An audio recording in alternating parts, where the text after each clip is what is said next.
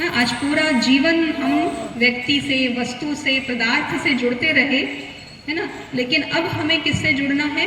उस परमात्मा से जुड़ना है। मन को, केवल शरीर को नहीं। शरीर तो आप चलो मंदिर में ले जाएंगे, सत्संग में बिठा देंगे, लेकिन मन ही नहीं जुड़ा तो कोई फायदा नहीं है ना।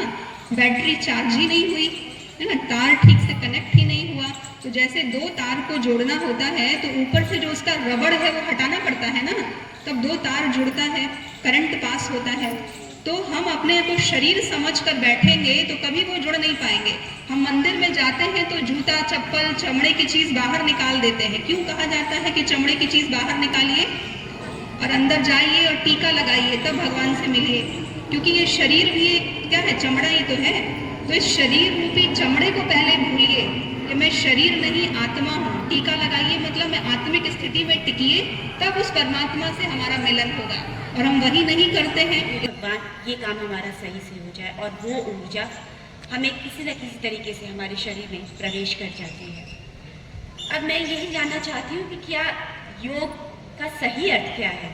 किस योग के माध्यम से हम अपने ईश्वर की साधना में लीन रह सकते हैं, अपने आप को स्वच्छ कर सकते हैं, अपने विचारों को स्वच्छ कर सकते हैं?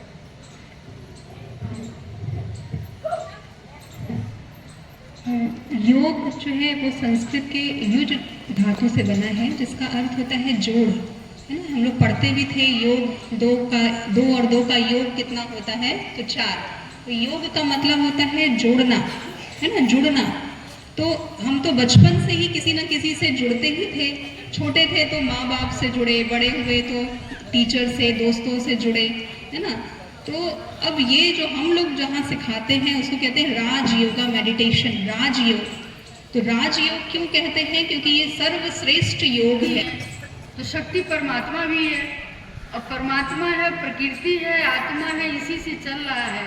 ज्ञान विज्ञान क्या है? अपने को ना जानने से सारा फंस गया है। जाने कि हम आत्मा है, प्रकृति है, परमात्मा है, ये तीनों मिलके कार्य कर रहे हैं। अब यही गुप्त हो गए हैं, कुछ समझ नहीं पा रहे हैं कि कहाँ से आ रहा है, कहाँ जा रहा है। मैं ही कर रहा हूँ। अब मैं जो अभिमान आ गया सारा वो खत्म हो गया है, कुछ समझ में नहीं आ रहा है। और ये बातें समझने से सारी ज्ञान विज्ञान सब समझ में आ जाएगा कि मैं कौन हूँ। मैं एक आत्मा हूँ, आत्मा में ऐसे ही एनर्जी इतनी भरी है। और परमात्मा तो शक्तिशाली है ही है, सागर है वो, प्रेम का सागर, सुख का सागर, प्रेम का सागर।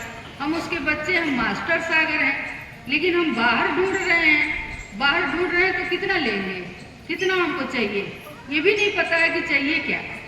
खाने को 2 रोटी, 4 रोटी, 10 रोटी चाहिए, पहनने को 2 कपड़ा चाहिए।